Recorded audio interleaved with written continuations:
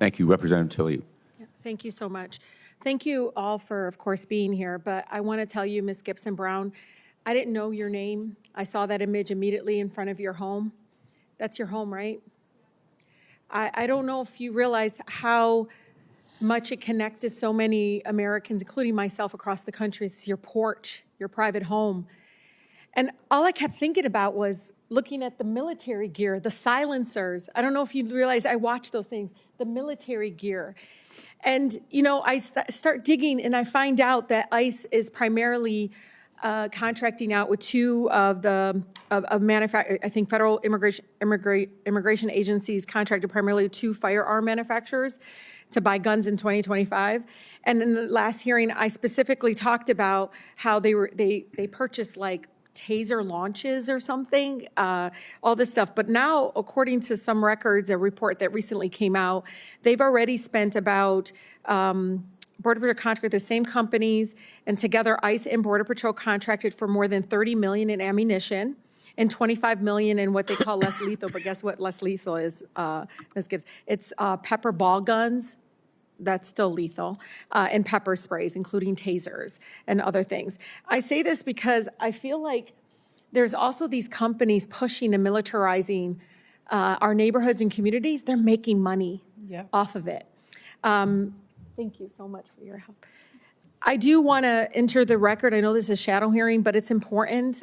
This is an amazing report. It's on record reports talking about private prison investors want ICE to escalate. I want American people to know this. There are people behind the scenes saying, go, go, buy more, you know, cage up more people because we make more money off of it. Do you know what this says, Ms. Gibson Brown? In this report, it describes how even through ICE is locking up more neighbors than it ever has before. Record number, 70,000 people that we know of. Investors in these private prisons, companies, CoreCivic, and GEO Group are frustrated that, quote, ICE's record immigration detention numbers aren't high enough. They're not high enough. No, information leaked out.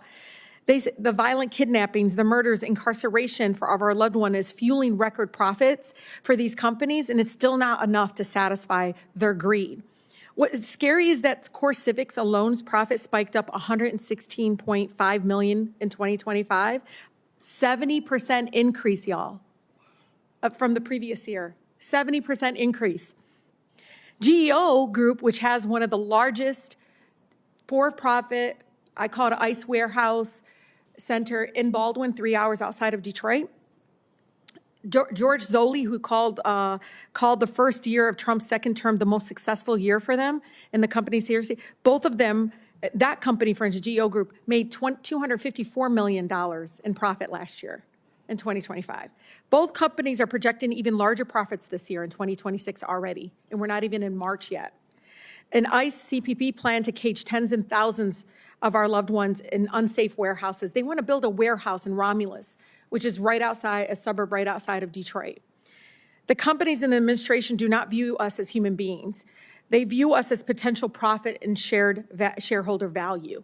That's exactly how they talk about it. They don't even care about what process is being followed. All they care is about selling more military gear and how many beds or what they call, you know, people they can have in there. I have personally three residents of mine who are begging, Rashida, I said, deport me.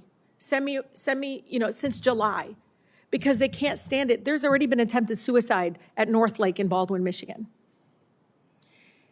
Since July, let me go back. I have family in my native homeland. Let me go back. They will not let them go back because the longer they have them in there, the more money they make. You know what's so disgusting? ICE Director Todd Lyons made this clear when he said we needed to start treating ICE detention and deportation, quote, like Amazon Prime, but with human beings. I'm not done.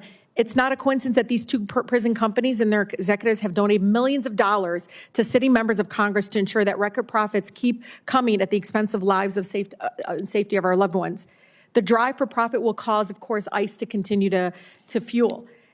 Ms. Gibson, I just can't thank you enough for being here.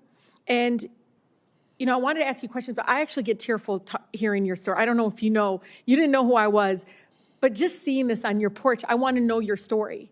And I just can't believe that you were trying to do everything right and they still took your husband. Yeah. and they traumatized your whole family. You were trying to do everything right. And I'm made me sorry pay that for they my think door. that you are some sort of cha-chang money. Let's just put it out in the community, that you are not a mother and a spouse. And I'm really incredibly sorry that that is what's happening, all really for money. I can't believe how much they've already donated Trump, and they've donated to U.S. members of Congress, both Republican and Democrats. And I really am scared for our country that that's what's driving for many to be silent and to do nothing about what's happening. Thank you. Thank you, Representative Tlaib.